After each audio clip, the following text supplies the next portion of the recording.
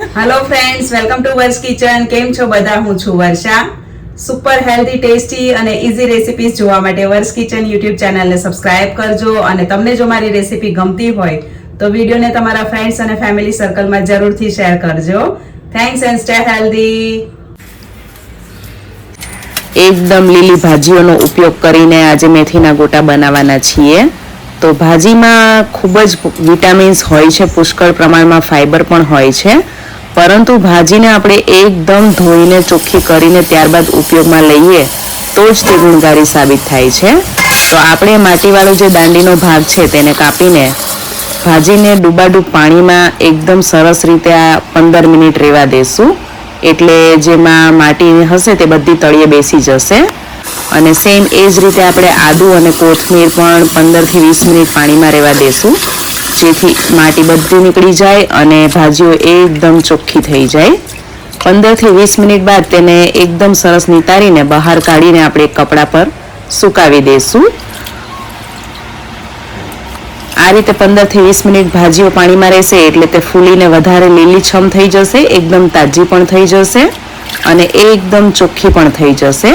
ધીમો પંખો ચાલતો હોય તેવી જગ્યા પર નીચે સુકાવી દીધી છે, જેથી ભાજી એકદમ સરસ કોરી પણ થઈ જશે અને તે ચીમડાઈ પણ નહીં જાય. સાથે જ આ રીતના મીડિયમ તીખા મરચાં મેં અત્યારે લીધા છે, તેને પણ ધોઈને સુકાવ્યા છે. સૌપ્રથમ આપણે મેથીના ગોટા સાથે ખાવાની મજા પડી જાય તેવી લીલી ચટણી બનાવીશું. તો તેના માટે 1 ટીસ્પૂન જેટલું આખું જીરું, 2 ચપટી હળદર, 2 ચપટી હિંગ, હાફ ટીસ્પૂન જેટલું નમક, 1 ટીસ્પૂન જેટલી સુગર એટલે કે ખાંડ, હાફ ટીસ્પૂન જેટલો સંચળ પાવડર, 2 ટેબલસ્પૂન જેટલી સેવ અને 2 ટેબલસ્પૂન જેટલા કાજુના ટુકડા નાખ્યા છે. તમે સિંગદાણા પણ લઈ શકો છો. અને આ બધું કોરું જ પહેલાં એક વખત પીસી લેવાનું છે. તેનો સરસ પાવડર થઈ જાય ત્યારબાદ તેમાં 2 મોટા ટુકડા આદુ, 4 થી 5 તીખી લીલી મરચી અને 2 કપ જેટલી ધોઈને સમારેલી કોથમીર લેવી. કોથમીર જેટલી વધારે નાખશો એટલી ચટણી વધારે ગ્રીન અને ટેસ્ટી બનશે. 1 મોટા લીંબુનો રસ નાખી દેવો અને જરૂર પડે તે પ્રમાણે થોડુંક એવું પાણી નાખીને મિક્સરમાં પીસી લેવાની છે. તો એકદમ ટેસ્ટી લીલીછમ ચટણી બનીને તૈયાર છે, જે તમે કોઈ પણ ફરસાણ સાથે સર્વ કરી શકો છો. આજે આપણે ભજીયા બનાવવા માટે ભાજીઓને ધોઈને કોરી કરીને ત્યારબાદ ઉપયોગમાં લેશું. તો કોથમીર એકદમ સરસ ધોઈને સુકાઈ ગઈ છે અને ત્યારબાદ તેને આ રીતે એકદમ ઝીણી ઝીણી સમારી લેવાની છે. તો અત્યારે મેં અડધા કપ જેટલી લીલી કોથમીર લીધી છે અને તાજી કોથમીર અને મેથી લેશો તો ભજીયા વધારે સરસ સ્વાદમાં અને લીલા પણ તૈયાર થશે. તો અડધા કપ જેટલી કોથમીર છે અને અડધા કપ જેટલી મેથીની ભાજી છે. મેથીની ભાજી પણ ધોઈને કોરી કર્યા બાદ સમારી રહી છું હું અત્યારે. એકદમ ઝીણી ઝીણી આ રીતે કટિંગ કરી લેવાની છે. તો બંને ભાજીઓ તમે જોઈ શકો છો, અડધો કપ આ રીતે ઉપર સુધી ભરેલો હોય તેટલી મેં લીધી છે. આમ તો ભજીયા બનાવવામાં ભાજીનું કોઈ માપ હોતું જ નથી, પરંતુ પહેલી વખત બનાવતા હોય તેના માટે મેં આ માપ આપ્યું છે. તમે ભાજીઓ જેટલી વધારે લેશો એટલા ભજીયા વધારે સરસ બનશે. અને આ રીતે મીડિયમ તીખા મરચાં છે તો હું અત્યારે 1 મોટું મરચું એકદમ ઝીણું કટિંગ કરીને લઈ રહી છું. તેમાં બિયાનો જે ભાગ હોય તેને કાઢીને દૂર કરી દેવો. ત્યારબાદ મરચાંને એકદમ ઝીણું ઝીણું સમારી લેવાનું છે. જો મોળા મરચાં હોય તો તમે 1 મરચું વધારે પણ નાખી શકો અને થોડું તીખું હોય તો ઓછા નાખવા. તો આપણે તેને કોથમીર અને મેથીની ભાજી સાથે કટિંગ કરેલા મરચાંને મિક્સ કરી દઈશું એક વખત. મેથીની ભાજીના આપણે માત્ર પાન જ વીણીને ભજીયા બનાવવાના ઉપયોગમાં લઈશું.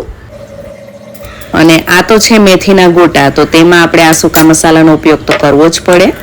તો હાફ ટીસ્પૂન જેટલી વરિયાળી, આખા ધાણા અને આખા કાળા મરી લીધા છે. તેને આ રીતે અધકચરા વાટી લેવાના છે. પાવડર બિલકુલ નથી કરવાનો. અને તેને આપણે ભાજીમાં મિક્સ કરી દઈશું. હવે આપણે ચણાનો લોટ અથવા તો રેડીમેડ બેસન તમારી પાસે જે પણ હોય તેમાંથી આ ભજીયા તમે બનાવી શકો છો. તેને ચાળીને જ ઉપયોગમાં લેવાનો છે, જેથી તેમાં એક પણ ગાંઠા ન રહે. આ રીતે તો અડધા કપથી થોડો વધારે ચણાનો લોટ અત્યારે મેં લીધો છે અને મેં બેસનનો જ ઉપયોગ કર્યો છે ભજીયા બનાવવામાં. તમે ઘરનો દળેલો ચણાનો લોટ પણ લઈ શકો છો, એનાથી પણ ભજીયા સરસ જ બને છે. ગોટા બનાવો કે ભજીયા બંને સરસ જ બને છે. તો સ્વાદ પ્રમાણે નમક નાખવું, 2 ચપટી જેટલી હિંગ નાખવી, 1 મોટો ટુકડો આદુનો ખમણીને લેવાનો છે. આદુને કારણે ભજીયામાં સ્વાદ બહુ જ સરસ આવશે અને તે પચવામાં હળવા થાય છે. હવે અત્યારે આપણે ભાજીઓ ધોઈને કોરી કરીને લીધી છે, એટલે પાણી આપણે અત્યારે પહેલા 1/4 કપ જેટલું નાખીશું અને એક વખત સરસ રીતે મિક્સ કરી લેશું. જો તમે ભાજીઓ ધોઈને તરત જ ઉપયોગમાં લેતા હો તો તેમાં પાણી નાખવાની જરૂર જ નહીં પડે. આજે આપણે જે મેથીના ગોટા બનાવી રહ્યા છીએ તેમાં ચણાના લોટનો ઉપયોગ એકદમ ઓછો કર્યો છે મેં. તમે ચણાના લોટનો વધારે પ્રમાણ રાખશો તો તે ગોટા પ્રમાણમાં પોચા ઓછા બને છે અને ભાજીઓનું પ્રમાણ વધારે રાખશો તો ગોટા એકદમ પોચા તૈયાર થાય છે. તો અત્યારે ટોટલ મેં અડધા કપની ઉપર 2 ટેબલસ્પૂન જેટલો ચણાનો લોટ નાખ્યો છે. તેની સામે અડધો કપ જેટલી બંને ભાજીઓનો ઉપયોગ કર્યો છે અને અડધા કપ એટલે 1/4 કપ જેટલી ભાજીનો ઉપયોગ કર્યો છે આપણે. બંને ભાજીઓનું પ્રમાણ મેં અડધા કપથી થોડું વધારે રાખ્યું છે. તો જરૂર પડે તે પ્રમાણે ફરીથી આપણે થોડું પાણી નાખીને આ રીતે મીડિયમ ઘાટું ખીરું તૈયાર કરવાનું છે. બહુ પતલું પણ નહીં અને વધારે કડક જાડું પણ નહીં. 1/4 કપ પ્લસ 1.5 ટેબલસ્પૂન જેટલો પાણીનો ઉપયોગ કર્યો છે. આમ તો પાણીનું કોઈ પરફેક્ટ માપ નથી હોતું, જરૂર પડે તે પ્રમાણે નાખવું. અને મેથીના ગોટા છે તો સાથે તળેલા મરચાં તો હોય જ. તો આ રીતે 2 મરચાંમાં અત્યારે હું એક કાપો કરીને તેને આ રીતે ઝારામાં તળી રહી છું. આ રીતે તળવાથી તળવામાં ઇઝી પડશે અને ફટાફટ તળવાના છે, જેથી મરચાં ક્રિસ્પી રહે અને નરમ ન થઈ જાય. ગોટા સાથે તળેલા ક્રિસ્પી મરચાં ખાવાની મજા આવે છે. હવે આપણે તેમાં 3 ચપટી જેટલો ખાવાનો સોડા ઉમેરીશું. માત્ર 3 ચપટી જેટલા સોડાનો ઉપયોગ કરવાનો છે, તો પણ ભજીયા એકદમ પોચા રૂ જેવા જાળીદાર તૈયાર થશે. અને આજે આપણે આમાં કોઈ પણ પ્રકારનો લીંબુ કે ગરમ તેલ કશું જ નથી નાખવાના. તેમ છતાં આ ભજીયા એકદમ રૂ જેવા પોચા જાળીદાર અને સફેદ એવા ગોટા તૈયાર થશે. લાલ બિલકુલ નહીં થાય. તમારો જો સોડા એકદમ તાજો અને નવો હોય તો માત્ર 2 ચપટી જેટલો સોડા નાખવાનો. સોડાનું પ્રમાણ વધી જાય તો પણ ભજીયા લાલ થઈ જતા હોય છે. અને તેલ એક વખત સરસ મીડિયમ ગરમ થાય એટલે ગેસની ફ્લેમ ધીમી કરીને ત્યારબાદ જ તેમાં આ રીતે ગોળ ગોળ ગોટા મૂકવાના છે. અને આજે આપણે ભાજીનું પ્રમાણ વધારે અને લોટનું પ્રમાણ ઓછું રાખ્યું છે, તેથી ગોટા એકદમ ગોળ નહીં પડે.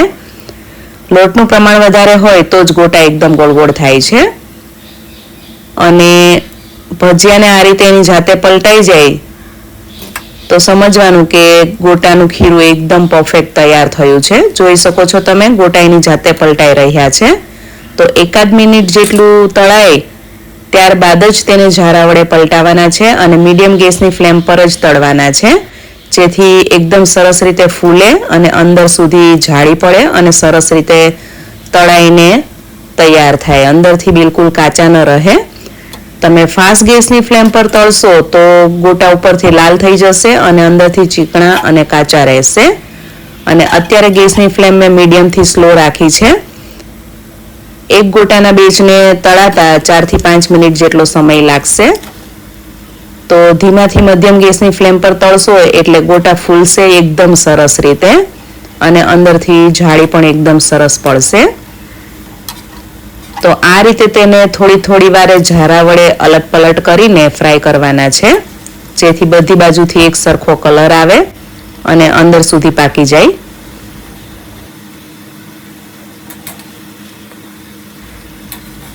આપણે અત્યારે અડધા કપથી થોડો વધારે લોટ લીધો છે અને તેમાં 1/4 કપ જેટલી બંને ભાજીઓનો ઉપયોગ કર્યો છે ટોટલ.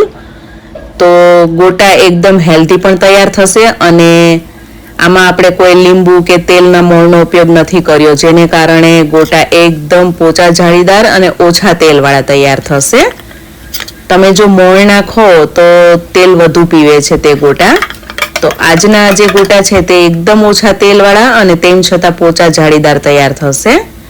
તો આ રીતે આપણે બીજો બેચ પણ ફ્રાય કરી લેશું અને તેલ એક વખત સરસ ગરમ થાય એટલે ગેસની ફ્લેમ ધીમી કરીને ત્યારબાદ જ તેમાં આ રીતે ગોટા મૂકવાના છે. અને જોઈ શકો છો તમે, ગોટા મૂક્યા બાદ તેની જાતે જ આ રીતે ગોળ ગોળ ફરી રહ્યા છે. અને ખીરું જો વધારે ઢીલું હશે તો ગોળ ગોટા નહીં પડે અને વધારે કઠણ હશે તો ગોટા તેની જાતે ફરશે પણ નહીં. તો ગોટાનું ખીરું બહુ પાતળું પણ નહીં અને જાડું પણ નહીં, એ રીતનું મધ્યમ ઘટ રાખવાનું છે. તમને ગોળ ભજીયા મૂકતા ફાવે એ પ્રમાણે ખીરું રાખવું. શરૂઆતમાં 1 થી 2 ગોટા પાડીને ચેક કરી લેવું અને પછી જરૂર લાગે તો તેમાં તમે સોડા કે પાણી વધારે ઉમેરીને પછી ખીરાને એડજસ્ટ કરી શકો છો. તો અત્યારે મીડિયમ ગેસની ફ્લેમ પર ગોટા એકદમ સરસ તળાઈ રહ્યા છે અને સુગંધ પણ એકદમ જોરદાર આવી રહી છે, કેમ કે આપણે તેમાં જે મસાલા કર્યા છે જે મેથીની ભાજી સાથે એવા ભળી જાય છે કે સ્વાદે અને સુગંધે એકદમ જોરદાર તૈયાર થાય છે. તો 2 પ્લેટ જેટલા ગોટા બનીને તૈયાર છે. સાથે આપણે સર્વ કરીશું ગ્રીન ચટણી અને તળેલા મરચાં. અને એક ખાસ સિક્રેટ ટિપ્સ હું તમારી સાથે શેર કરું છું કે બધા ખીરામાં એક સાથે સોડા ક્યારેય પણ નહીં નાખવાનો. થોડા થોડા ગોટાનું ખીરું અલગ લેતા જવાનું અને તેમાં 2-2 ચપટી જેટલો સોડા નાખીને ગોટાને ફ્રાય કરતા જવાનું છે. તમે એક સાથે જો બધું સોડા નાખી દેશો તો શરૂઆતના ગોટા એકદમ સરસ ફૂલીને તૈયાર થશે અને પાછળના ગોટા સારી રીતે ફૂલશે નહીં અને કાચા રહી જશે. મેથીના ગોટાના ખીરામાં તમે જો લીંબુ અને ખાંડ બંને નાખશો તો તે ગોટા લાલ થઈ જાય છે અને ક્રિસ્પી વધારે થાય છે. તો આજે આપણે લીંબુ અને ખાંડના અને તેલના મોળના ઉપયોગ વગર જ માત્ર સોડા નાખીને આજે ગોટા બનાવ્યા છે, જે અંદરથી એકદમ લીલાછમ પોચા રૂ જેવા જાળીદાર તૈયાર થયા છે અને તેમાં તેલ બિલકુલ ભરાયું નથી. એ તમે જાતે એક વખત આ રીતે રેસીપી ટ્રાય કરીને બનાવશો એટલે તમને તરત જ ખ્યાલ આવી જશે કે આ ગોટામાં તેલ બિલકુલ ઓછું જાય છે. તો ટેસ્ટમાં પણ એકદમ સરસ બન્યા છે અને ખાવાની મજા પડી જાય તેવા તૈયાર થયા છે. તો આશા રાખું છું કે તમને આજની આ ગોટાની રેસીપી પસંદ આવી હશે. તમારામાંથી કોને કોને મેથીના ગોટા અને મેથીના ભજીયા ખૂબ જ ભાવે છે અને તમે આ ગોટા શેની સાથે ખાવાનું વધુ પસંદ કરો છો તે મને જરૂરથી જણાવજો. આજે આપણે ખીરું એકદમ ઓછા પ્રમાણમાં બનાવ્યું હોવાથી 3 ચપટી જેટલો સોડા બધા ખીરામાં એકસાથે ઉમેરી દીધો છે. જો તમે વધારે પ્રમાણમાં ખીરું બનાવ્યું હોય તો થોડું થોડું ખીરું અલગ લઈને ત્યારબાદ જ તેના પૂરતો જ સોડા નાખતા જવાનું છે અને ગોટા ઉતારતા જવાનું છે. તો બધા જ ગોટા એક સરખા ફૂલીને દડા જેવા પોચા તૈયાર થશે. તમને જો આ રેસીપી ગમી હોય તો વિડીયોને લાઈક કરજો, શેર કરજો અને ચેનલને સબસ્ક્રાઇબ કરજો. Thanks for watching. Stay healthy.